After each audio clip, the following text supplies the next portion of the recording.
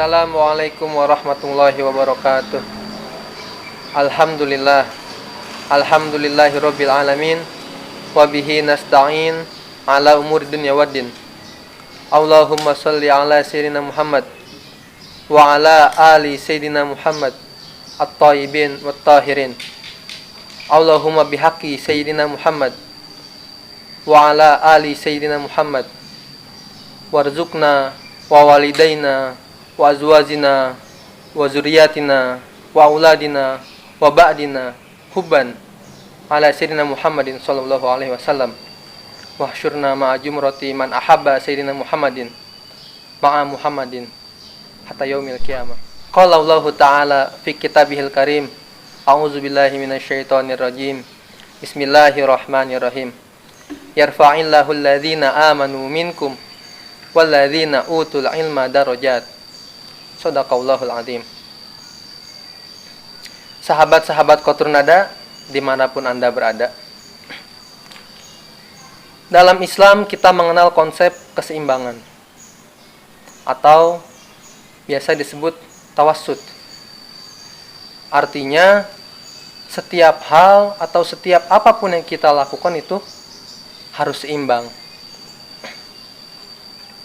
Tidak boleh berat sebelah satu sama lainnya.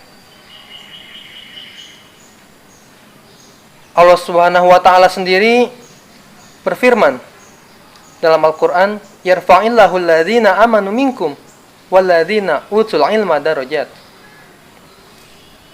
Yang artinya Allah akan mengangkat derajat orang-orang yang beriman di antara kalian dan derajat orang-orang yang menuntut ilmu. Di sini Allah menyandingkan dua kata, amanu dan utul ilma.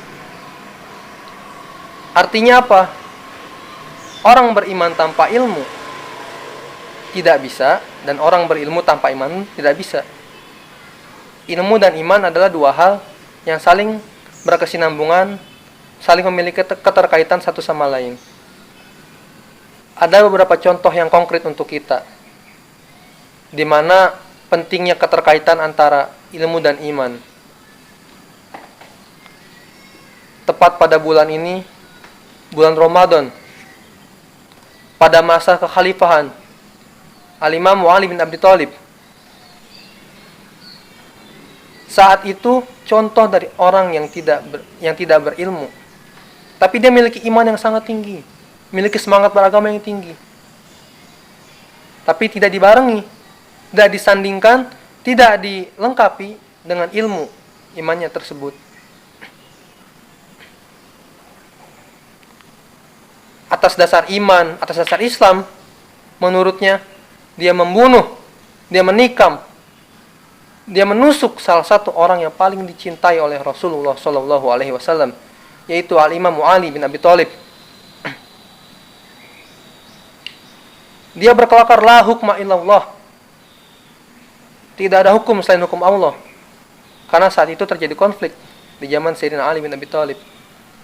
Itulah Abdurrahman bin Muljam. Bukan orang sembarangan dia ini.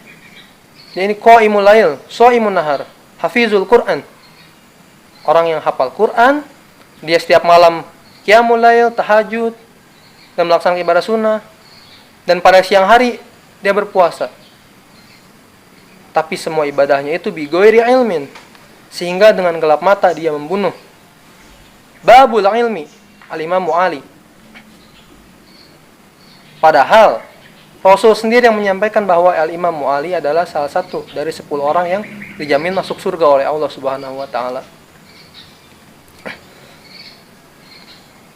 Lalu pada kasus yang lain, di mana orang yang memiliki ilmu tanpa iman itu pun sama berbahayanya.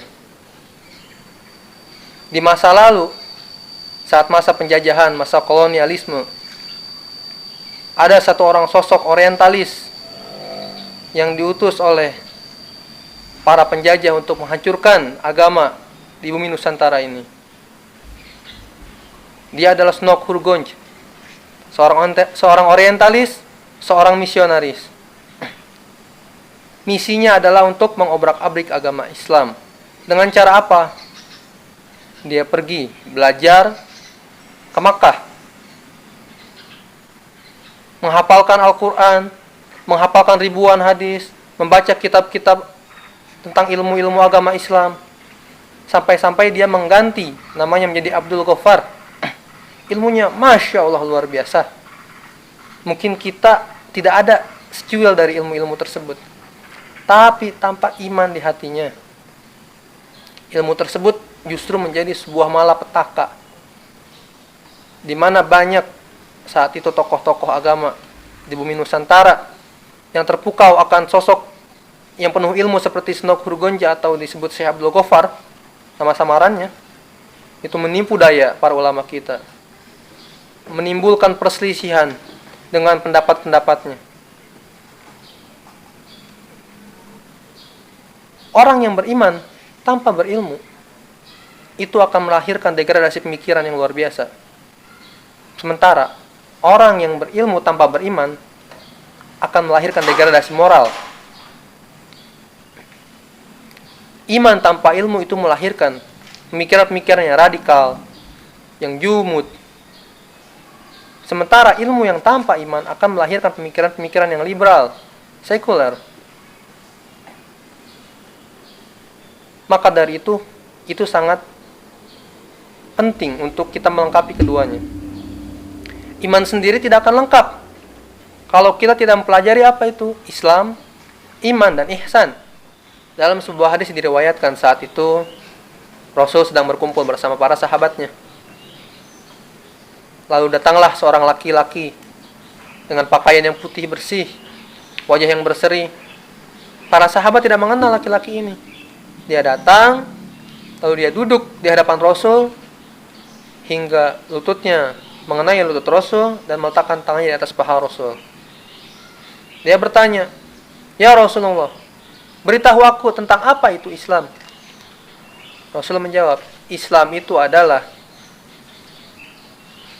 bersaksi bahwa tiada Tuhan selain Allah dan bersaksi bahwa aku adalah utusan Allah, lalu mendirikan sholat, lalu membayar zakat, berpuasa di bulan Ramadan, dan pergi haji ke Baitullah." Lalu dia menjawab, "Kau benar." Lalu dia bertanya lagi, "Beritahu aku apa itu iman?" Rasul pun menjawab, "Iman itu engkau percaya kepada Allah, engkau percaya kepada malaikat Allah, engkau percaya kepada kitab-kitab Allah, engkau mempercayai rasul-rasul Allah, engkau mempercayai hari kiamat, dan engkau percaya akan takdir baik maupun buruk yang ditetapkan oleh Allah Subhanahu wa taala." Dan dia bertanya lagi, "Beritahu aku, apa itu ihsan?" Rasul pun menjawab, "Ihsan itu adalah engkau menyembah Allah seakan-akan Allah sedang melihatmu. Meskipun engkau tidak melihatnya, tapi Allah senantiasa melihatmu."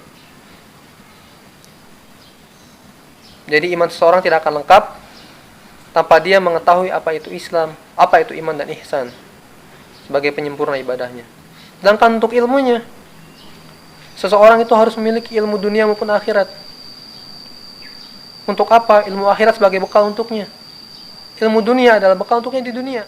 Jadi harus seimbang semua hal. Dalam segi iman, kita seimbang mengetahui apa itu Islam, iman, ihsan. Dalam segi ilmu kita seimbang mengetahui ilmu dunia, ilmu akhirat. Karena orang-orang yang selamat adalah orang-orang yang seimbang. Saat engkau menyeberang jembatan, bukan masalah cepat atau lambatnya dirimu menyeberang, tapi apakah kau bisa seimbang di atas jembatan itu agar bisa selamat sampai ke seberang. Itulah keharmonisan ilmu dan ilman. Itu sangat penting dalam diri seseorang agar pikirannya terbuka, hatinya terbuka, dan dia bisa menjadi orang yang bermanfaat bagi semuanya. Mungkin itu yang bisa saya sampaikan pada sore hari ini. Semoga adik-adik di rumah dan saya pribadi bisa memahaminya. Semoga kita pun bisa meningkatkan iman kita dan kita bisa terus belajar untuk meningkatkan ilmu kita agar bisa lebih maslahat dalam menjalani hidup ini. Wallahul muwaffiq ila aqwamit thariq. Assalamualaikum warahmatullahi wabarakatuh.